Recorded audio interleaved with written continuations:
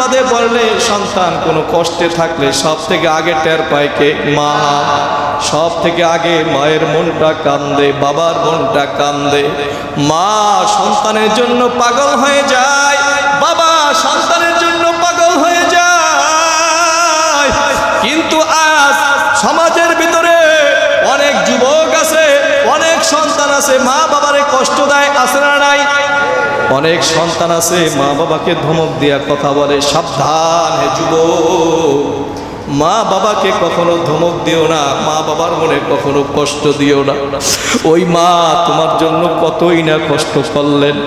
বাবা দিন নাই রাত নাই, দিনের বেলা প্রচন্ড গরমের ভিতরে, সূর্যের তাপের ভিতরে কৃষি কাজ করে তোমাকে পড়ালেখা শিখাইছে, কথা ঠিক কিনা?